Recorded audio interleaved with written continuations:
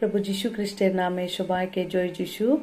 এই সময় ঈশ্বর আমাদেরকে কখন বিতর্ক করেছেন এবং কেমনভাবে আহ্বান করেছেন বলে ঈশ্বরের বাক্য দ্বারা ধ্যান করব। গালাতীয় 1 অধ্যায় 15 পদে সুন্দরভাবে লিখিত আছে, কিন্তু যিনি আমাকে আমার মাতার গর্ভ হইতে বিতর্ক করিয়াছেন এবং আপন অনুগ্রহ দ্বারা আহ্বান করিয়াছেন।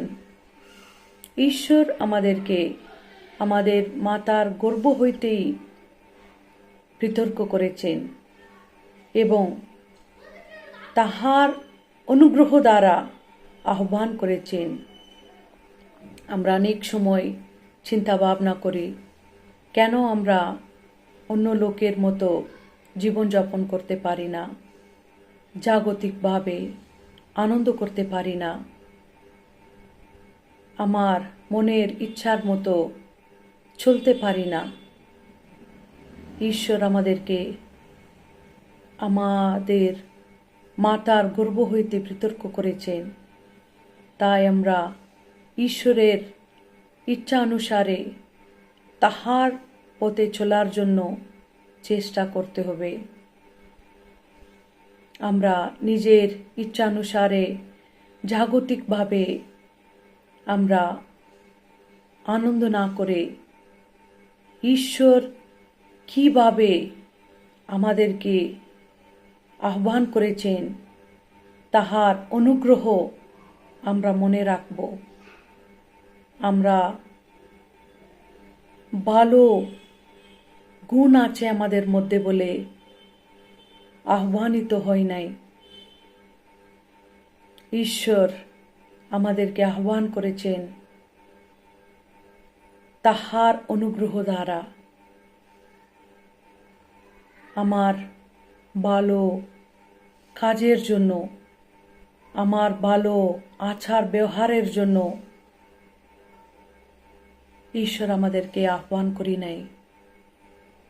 তিনি তাহার অনুগ্রহ দ্বারা আমাদেরকে আহ্বান করেছেন যেন আমরা তাহার পথে চলি, তাহার বাধ্য সন্তান হয়ে তাহার ইচ্ছা আমরা যেন পূর্ণ করি।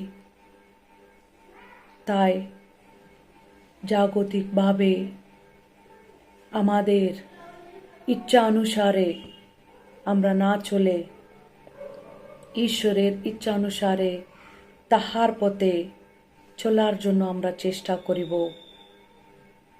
কেননা তিনি আমাদেরকে আমাদের মাতার গর্ভ হইতে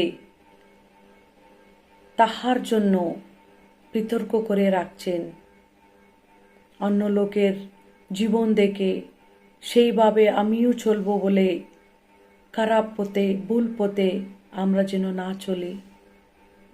ঈশ্বর আমাদেরকে তাহার অনুগ্রহ দ্বারা ডেকেছেন, আহ্বান করেছেন তাহার পথে চলার জন্য, তাহার বাধ্য সন্তান হওয়ার জন্য। সেই বিষয়টা আমরা মনে রাখব। তাহার পথে সুন্দরভাবে জীবনযাপন করার জন্য আমরা চেষ্টা করব। কেননা আমরা আমাদের মাতার গর্ভ হইতে ঈশ্বরের জন্য বিতর্ক হয়েছি। ঈশ্বরের অনুগ্রহ দ্বারা আহ্বানিত হয়েছি। এইভাবে ঈশ্বরের জন্য জীবনযাপন করার জন্য ঈশ্বর আমাদেরকে সাহায্য করুক। ঈশ্বরের বাক্য আমাদের আধ্যাত্মিক জীবনের জন্য লাভদায়ক করুক। আমিন।